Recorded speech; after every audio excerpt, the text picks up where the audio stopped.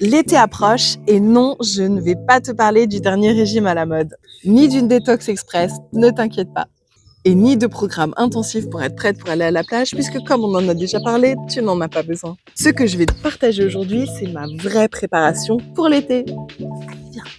Déjà, le grand sujet, c'est préparer la peau au soleil. J'adore le soleil et vous savez que je vous invite régulièrement à sortir suffisamment à la lumière extérieure pour en profiter pleinement et prendre tous les bénéfices.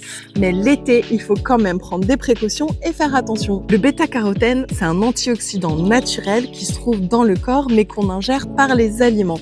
Les aliments rouges et colorés comme les carottes, les poivrons rouges, les mangues, les abricots, les patates douces. Bref, plus tu en consommes en amont, plus ta peau est préparée et ça se voit.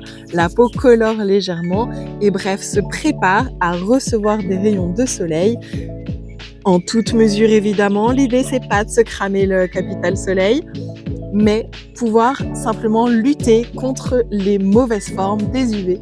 Perso, je complète avec des compléments alimentaires spéciaux qui préparent la peau au soleil. Mais moi, je pars de très loin. Donc, je ne serai pas bronzée comme un pain d'épices à la fin de l'été et ça me convient. Respectez toujours votre type de peau. Que vous soyez blanche, noire, métisse, entre les deux, arc-en-ciel, peu importe, votre peau mérite le meilleur. En ce qui concerne les compléments alimentaires, j'en prends généralement à partir de mai, ce qui permet, une fois que le soleil est là, d'être déjà un petit peu préparée. Et depuis que j'en prends, je dois bien avouer que je n'ai plus de coups de soleil et que ma peau réagit bien mieux. Attention, on fait toujours très attention. Pas d'exposition longue et directe, pas de graisse sur le corps pour attirer encore plus de bronzage. Non. On choisit des coins ombragés, on fait attention au temps d'exposition et à rester bien hydraté. Tu l'auras compris, se protéger du soleil, c'est important et ça va également passer par une crème solaire. On ne lésine pas sur l'indice UV et on n'oublie pas les yeux. Oui, tes yeux aussi ont besoin de protection solaire pour rester au top de leur forme et ne pas avoir trop d'UV dans la rétine et la cornée qui peuvent en souffrir avec le temps. Tout ça pour dire, la peau commence à se préparer de l'intérieur. Évidemment, une bonne préparation pour le soleil et pour la chaleur. Vous connaissez mon grand cheval de bataille, c'est l'hydratation. L'hydratation, les besoins en hydratation de ton corps vont augmenter avec les beaux jours, avec la chaleur et avec le soleil. Ta peau va avoir besoin de se rafraîchir et pour se rafraîchir, ça passe par tout un système de sudation. Je ne parle pas de la grosse transpi après la séance de sport, mais tout simplement de la thermorégulation du corps qui du coup utilise de l'eau pour s'auto-rafraîchir. C'est micro, c'est infime, tu ne le vois même pas, mais pourtant c'est là. Donc, on augmente l'apport en eau de son corps. Vous pouvez également aider votre peau avec une bonne hydratation avant l'exposition et après l'exposition, sans trop s'exposer, mais pour pouvoir tout simplement permettre aux cellules d'être déjà dans un bon état avant de devoir combattre. En gros, vous donnez à vos guerriers suffisamment d'outils pour être bien armés. On reste également focus sur les signes de déshydratation.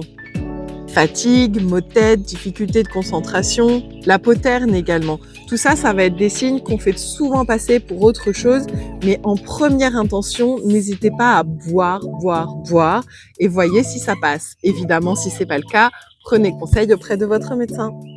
Si t'as soif, c'est sûrement déjà trop tard. Tu l'as déjà entendu celle-là et pourtant on n'en parle pas assez. La déshydratation intervient avant la soif.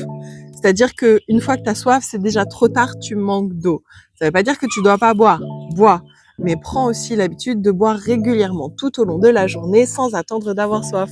Petite astuce, tu vas pouvoir ajouter à ton alimentation des aliments gorgés d'eau. En plus, c'est frais, donc l'été, ça se mange super facilement. Mais des concombres, de la pastèque, du melon, des fraises, des courgettes, bref, que du délice et ça fait en plus du bien à ton corps. Pour bien se préparer à affronter l'été, on va également parler de la partie entraînement. Sans vouloir te spoiler, avec l'été, les vacances, etc., les entraînements, les habitudes et les routines sont toutes chamboulées et c'est bien normal. L'idée, c'est pas de maintenir exactement la même routine, mais simplement de pouvoir l'adapter. Je vais pas te spoiler parce que je vais bientôt te faire une vidéo spéciale sur le sujet, Donc n'hésite pas à rester connecté. Mais en gros, adapte tes entraînements aux différents moments de la journée qui sont le plus propices et l'intensité au niveau d'énergie disponible sur le moment. Enfin, pour préparer la chaleur et l'été, on va parler intention, état d'esprit. Du coup, l'été, c'est aussi une invitation à ralentir un petit peu le rythme. La chaleur oblige, mais même l'état d'esprit des vacances y est très propice. Donc on n'hésite pas à sortir du mode performance et à se laisser un peu vivre plus tranquillement sans culpabiliser. La vraie préparation de l'été, tu l'auras compris, du coup, c'est d'être suffisamment à l'aise tout le reste de l'année pour s'autoriser à ralentir en cette période-là sans avoir besoin d'y penser pendant 40 ans. Et surtout de pouvoir profiter pleinement quand ça arrive. Voilà ma vraie préparation. Pas de miracle et pas de privation. Juste de la cohérence, de la prévention et de la bienveillance. Si tu veux qu'on creuse un de ces sujets ensemble, n'hésite pas à me le noter en commentaire. Et si tu as une astuce estivale bien-être, surtout partage-la, j'ai vraiment hâte de la lire. À mercredi prochain et profite bien du soleil!